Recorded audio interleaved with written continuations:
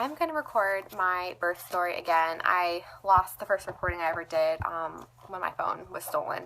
So I'm going to go and record a shorter version of this and post it on YouTube. So my birth story begins the 10th of November 2014. That was the day before I obviously delivered my baby boy, and I was a week overdue to the day when he was born. So he was born on a Tuesday, and Monday's when things started kind of kicking up. He was born on Veterans Day, which is kind of cool. So I was, I had a lot of Braxton Hicks for, I would say honestly, a couple months of my labor. I had some pre-labor symptoms the week I was due, but nothing was really starting. I actually felt really good. I remember saying, there's no way I'm going to go into labor this week just because I feel so good. But Monday I had an appointment to have my non-stress test done, which they do every couple of days when you are overdue. But I had total peace about, waiting a couple weeks. My OB was very supportive of waiting up until 42 weeks before even discussing an induction, so I was thankful for that. So I went into my non-stress test. Baby boy looked good. They did a scan. Everything looked great. I had permission to keep waiting it out. I was experiencing some contraction type things, but they were just very short and mild, and I was excited and hoping that it would pick up, and I remember being okay, bring it on, bring on the pain, and so it was I think it was 6 o'clock in the evening that I went to dinner with my mother-in-law and my husband, and we went to this Mexican restaurant, and that's when things started to kind of change. I started experiencing definite contractions. They were definitely intense, and I had to kind of pause and couldn't really talk during it. And I was just woo, during each one. And we went to Target right afterwards to get a couple things. And I remember walking around having to stop middle of Target and just kind of breathe and holy crap. And that point, things were kind of inconsistent, but they were definitely happening.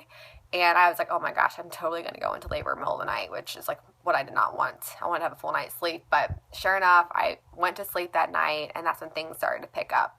I had all back labor from the moment labor started till the very end. That's what I had, and it was awful.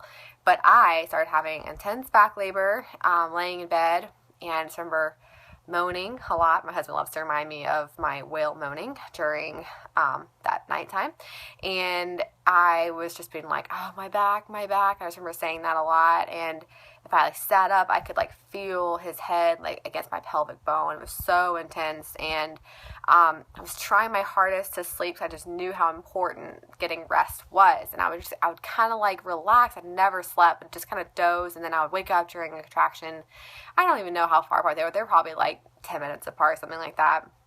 So at one point, I went into the bathroom just to kind of labor in there if my husband could sleep. My mother-in-law was in town and at our house at that point, and I just remember sitting on the toilet because I knew that was a great laboring position to help bring baby down, and the waves would hit me of back labor, and I would literally fall to my knees. I would fall on my face. It was so intense. At that point, I started getting pretty verbal. One, because I was really feeling the need to be verbal, but two, I wanted my husband to get up and kind of suffer with me at that point. And so he finally came in the bathroom and was can I get you anything? And I was just no.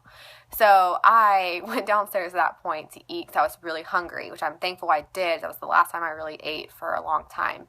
So I went downstairs and got on the ball, texted my doula, and kind of told her things were kind of happening, that it was all back labor. And she was oh my gosh, okay, we'll try and get on your hands and knees, bring him out of the bad position if that is what's causing back labor. Had 2 bowls of cereal. I texted my mom, I think it was 4 o'clock in the morning at that point, and I told her that I think this is happening, and she said, okay, I'm going to go ahead and get dressed and head to Charleston. They had a 3.5 hour drive.